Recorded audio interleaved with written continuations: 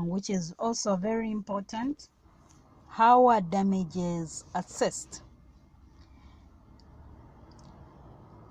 Damages are assessed by the courts using a multiplier method. They are assessed using the multiplier method of assessment. Okay, and here the damages are calculated by looking at the deceased's earning, and then they subtract his expenses, what he would have spent on himself, etc. I would like to have somebody who has read a case in relation to this, a case which explains how this method works, because there are other variables involved when you're using the multiplier method of assessing damages.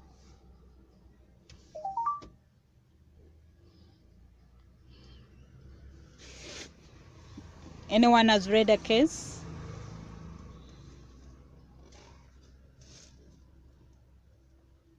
Okay, if you haven't read the cases, I'm going to just explain it a little.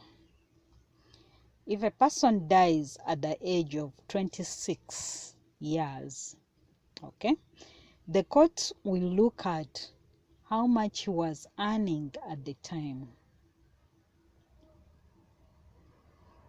That is, if the case is brought by his personal representatives and he has died, the courts will look at how much he was earning at the time, at what age did he die.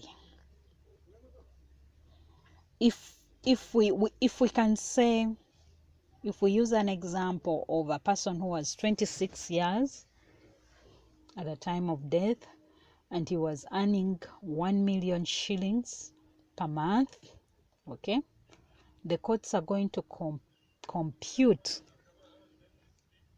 his total earnings. And how do they do that?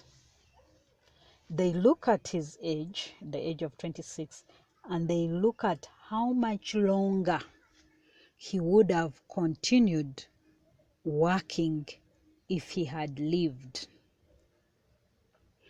Now, the retirement age in Uganda is 55 according to the law. You look at the law, there is the law governing the public service workers, and then there is the NSSF Act, all those standing orders. Okay, look at those laws. They say that the retirement age should be 55. Once you are 55, your employers will write you a letter, and they will say, due to the fact that you have reached the retirement age, your contract will be terminated on this day. Okay, so after 55, they don't expect anyone to continue with active service, unless, yes, you can still get your contracts and still continue to work, but that is the retirement age. So they subtract the 26 years from 55 in order to determine how many more years you are left with to continue in active service. So they get the years. Let's say if you had 20 more years, 20 is small, not 20 is small. If you had, can you hear me? Sorry, I was talking, I was using the voice recorder and I was away from the laptop. Can you hear me? Yes, madam. Okay. So Yes. If the retirement age, Yes, if the retirement age is 55 and you died at at 26, how many more active years would you have been in service? That is 55 minus 26. Okay. 29. So you'd have had some 29 more years. Okay. So they look at also your salary. Your salary was 1 million at the time of your death. So they will multiply. How much is 1 million in a year?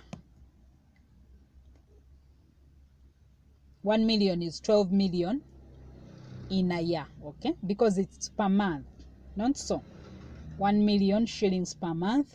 It means in every year, this person was earning 12 million shillings per annum. Now, 12 million times 29 years, how much is that?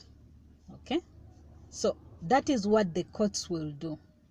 They will multiply the amount of salary you would have got in those active years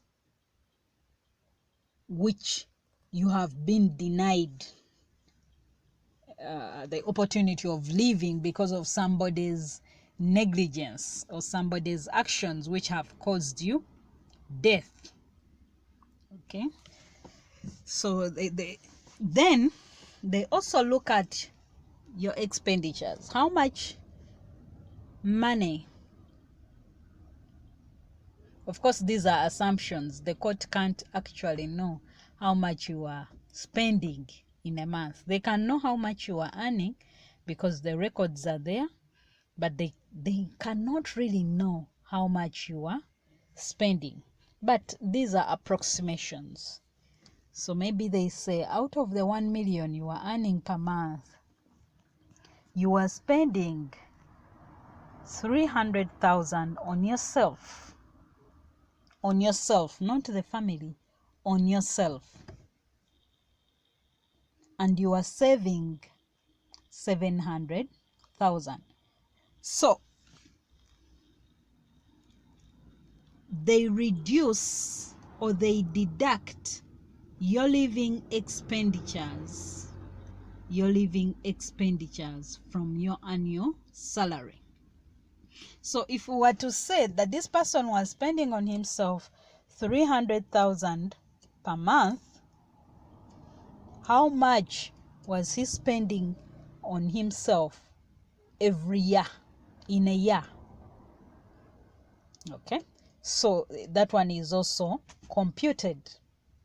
How much was he spending himself in a year? That is 300,000 times 12.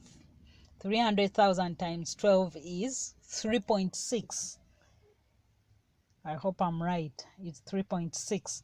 That is the expenditure, his living expenditure. So the annual earnings, they get the annual earnings minus the expenditure. Okay, in the beginning we were calculating that he would have been earning 12 million in a year minus 3.6. So the balance, which is about 8.4, okay, they multiply by the number of years he would have been in active service. So 8.9 times the 29 years.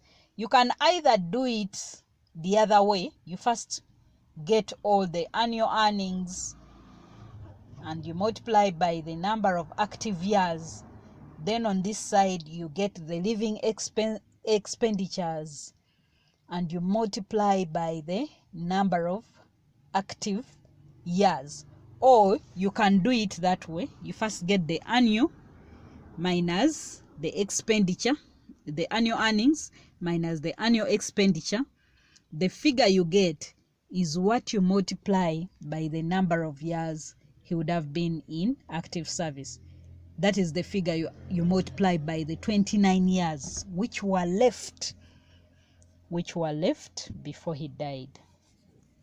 So that is the multiplier method of assessing damages. But also under this,